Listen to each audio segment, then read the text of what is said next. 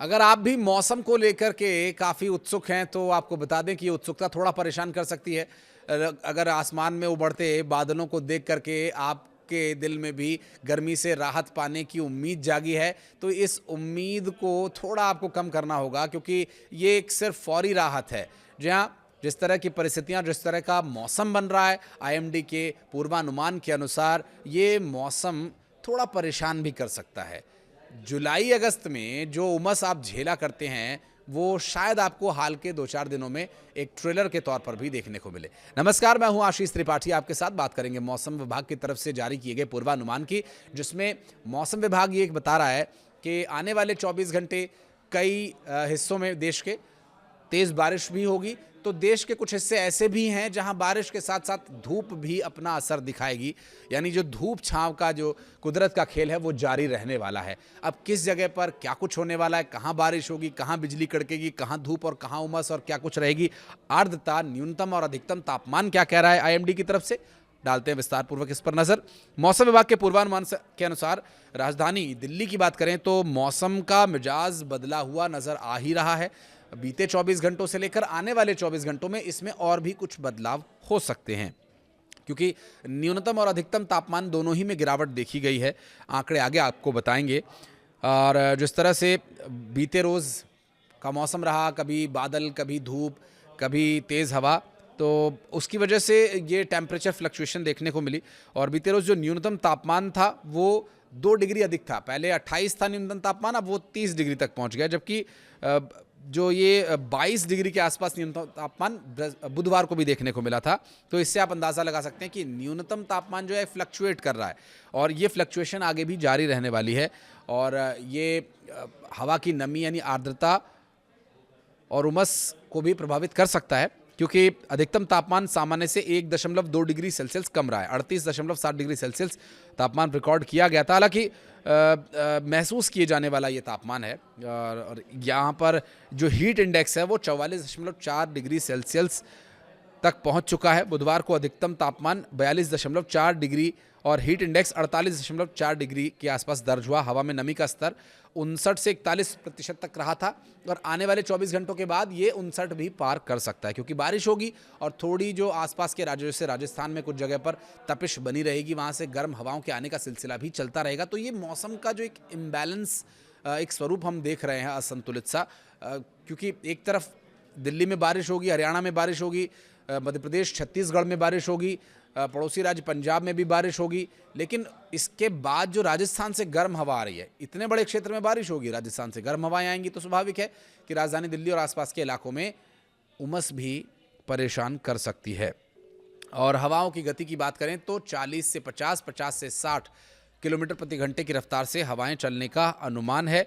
और दिल्ली एनसीआर का जो मौसम है बीते रोज़ कैसा रहा, उसका तो ये एक अंदाज़ा आंकड़ों के लिहाज से हमने आपको जानकारी दी, लेकिन आने वाले दिन और आज के दिन ये कैसा रहने वाला है, इस पर भी अगर नज़र डालें तो बिजली चमकने की संभावना है, तेज़ गति से हवाएं चलने की संभावना है, जिसकी गति 60 किलोमीटर प्रति घंटा की रफ्तार रहने की संभावना है। और साथ साथ जो न्यूनतम तापमान है वो गिरेगा, यानी जो सुबह 5 बजे दर्ज किए जाने वाला तापमान है उसमें काफ़ी गिरावट देखने को मिलने वाली है। गर्जना वाले बादल बनेंगे बिजली चमकने की वजह से, और तेज़ हवाओं के चलने की वजह से भी मौसम में असर बदलाव का देखने को मिलेगा। अधिकतम और न्यूनतम तापमान 35 से 24 के बीच रहने वाला है। तो 35 डिग्री सेल्सियस तापमान अधिकतम और 24 डिग्री सेल्सियस तापमान न्यूनतम रहने की संभावना है। तो लगभग 9 से 10 डिग्री का जो ये अंतर है, ये आपके स्वास्थ्य पर भी बुरा असर डाल सकता है। तो कोशिश करें कि फ्लक्चुएट होने वाले इस टेम्परेचर से बचें, और कुछ आप जो एक्सपर्ट्स इसके लिए सलाह देते हैं उन कदमों को उठाएं। और मौसम विज्ञान विभाग क्या कह रहा है, जिसमें ये बताया जा रहा है कि दिल्ली एनसीआर से अगर बाहर निकलें, कुछ आसपास के पड़ोसी राज्यों की बात करें, अपने प्रदेश मध्य प्रदेश की बात करें, छत्तीसगढ़ की बात करें, तो जो प्री मानसून का एक अलर्ट जारी किया गया था कि 2 से 3 दिन में तेज़ बारिश, तेज़ हवाएं चलने की, बिजली कड़कने की, थंडरस्टॉर्म्स की जो जानकारी मिल रही थी, उसमें अभी कुछ दिन होल्ड रह सकता है। 3 से 4 दिन और प्री मानसून लेट हो गया है। अब ये किसानों के लिए अच्छी बात है या किसानों के लिए नुकसानदायक है, ये तो बहरहाल आने वाले कुछ दिनों में पता चल ही जाएगा। लेकिन हाँ, ये ज़रूर कहा जा सकता है कि जो प्री मानसून जिस गति से आ रहा था और जितना व्यापक वो असर दिखा सकता था उसमें अब बदलाव हो गया है। कुछ तकनीकी अगर पहलुओं पर गौर करें तो यहाँ जो जिस गति से क्योंकि पहले तो केरल में मानसून प्री मानसून का असर देखने को मिला, उसके बाद जो सबसे ज़्यादा असर देखने को मिलता है वो छत्तीसगढ़ में देखने को मिलता है और हिमालयी जो क्षेत्र हैं जैसे कि पश्चिम बंगाल का जो इलाका है वहाँ पर भी इसका असर तेज़ी से और व्यापक स्तर पर देखने को मिलता है।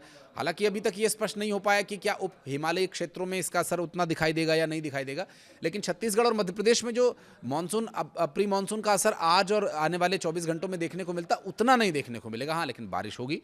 हवाओं की गति जो 90 किलोमीटर प्रति घंटे तक जाने वाली थी वो अब 60 किलोमीटर प्रति घंटे की रफ्तार तक सीमित रहेगी। थोड़ा असर तो इससे होगा ही, कुछ जगह पर जो कमज़ोर पेड़ हैं वो भी गिरेंगे, बिजली के खंभों पर भी इसका असर हो सकता है। तो जो खुले इलाके हैं उनमें बहुत सावधानीपूर्वक सड़कों पर आप यात्रा करें। आपके घरों के आसपास अगर इस तरह की कोई भी बिजली के खंभे या ऐसा कोई पेड़ है जो बहुत कमज़ोर है या पुराना है, तो जो भी कोशिश आप करें कि एहतियाती कदम उठाएं जिससे कि नुकसान होने से बच सके और मौसम आपके जीवन पर सीधा असर न दिखा सके। तो जिस तरह की परिस्थितियां मौसम विभाग ने बताई हैं, अगर उत्तर से शुरू करें तो पंजाब, हरियाणा, हिमाचल प्रदेश और पहाड़ी राज्य उत्तराखंड की भी बात करें तो यहाँ भी अच्छी खासी बारिश हो सकती है। प्री मानसून का इसे असर कहें या फिर जो मानसून के आने की एक दस्तक के तौर पर इसे देखा जाए तो चारधाम यात्रा भी इससे ज़रूर प्रभावित हो सकती है, क्योंकि यात्रा पर निकले हुए यात्री बारिश की वजह से उन्हें कहीं ना कहीं पड़ाव लेना पड़ेगा। क्योंकि जब उत्तराखंड में बारिश होती है तो उसके बाद एक सबसे बड़ी जो गंभीर विकट समस्या हो जाती है वो लैंडस्लाइड की, पत्थरों के गिरने की। तो ये एक समस्या ज़रूर उन यात्रियों को परेशान कर सकती है जो निकले हुए हैं यात्रा पर, केदारनाथ जा रहे हैं, गंगोत्री यमुनोत्री जा रहे हैं, बद्रीनाथ जा रहे हैं। तो ये समस्या ज़रूर रहेगी। केदारनाथ और बद्रीनाथ ये दो ऐसे प्रमुख आस्था के केंद्र हैं जहाँ की यात्रा के मार्ग में कई ऐसे सेंसिटिव जोन्स हैं जहाँ पर लैंडस्लाइड होता ही होता है और वो हर साल का काम है। और बारिश होने के बाद तो ये बहुत ही स्वाभाविक हो जाता है, रास्ते बंद हो जाते हैं। तो इसलिए भी आप थोड़ा सा सावधान होकर के चलिए। मध्य भारत की बात करें तो मध्य प्रदेश, छत्तीसगढ़ का हमने आपको हाल बताया कि क्या कुछ रहने वाला है। चूँकि प्री मानसून थोड़ा देरी से आ रहा है, लेकिन फिर भी बारिश और तेज़ हवाएँ और थंडरस्टॉर्म के लिए एडवाइजरी मौसम विभाग की तरफ से जारी की गई है। तो वहीं थोड़ा और पूर्व की तरफ चलें तो उप हिमालयी क्षेत्र पश्चिम बंगाल में भी इसका असर अभी बना रहेगा। हवाओं की गति अलग अलग राज्यों में अलग अलग नहीं है, लगभग एक सी है। कहीं पर 60 किलोमीटर प्रति घंटा तो कहीं पर 60 से 70 के बीच में इसकी गति मापी गई है, जिसका पूर्वानुमान मौसम विभाग की तरफ से जारी किया गया है। राजस्थान यहाँ पर एक बहुत ही महत्वपूर्ण विषय इसलिए हो जाता है क्योंकि राजस्थान के कुछ ज़िले बारिश में भीगेंगे तो कुछ ज़िले लू और तपिश के असर को झेलने को मजबूर रहेंगे। जहाँ दिल्ली और आसपास के क्षेत्र में जो उमस बनेगी राजस्थान के उन्हीं तपिश वाले इलाकों से आने वाली हवाओं की वजह से बन सकती है। लेकिन ये 2 ही 3 दिन असर दिखा सकता है, क्योंकि फिर प्री मानसून का असर दिल्ली एनसीआर तक भी पड़ने वाला है। मौसम विभाग की तरफ से जारी किए गए इन आंकड़ों को और मौसम विभाग की तरफ से जारी की इन चेतावनियों को आप ध्यान में रख करके अपनी आगे की कोई भी यात्रा या अपने रोजमर्रा के काम को प्लान कर सकते हैं। कुछ कहना चाहें तो कमेंट सेक्शन में बताइएगा। वीडियो को यहाँ तक देखने के लिए बहुत बहुत धन्यवाद।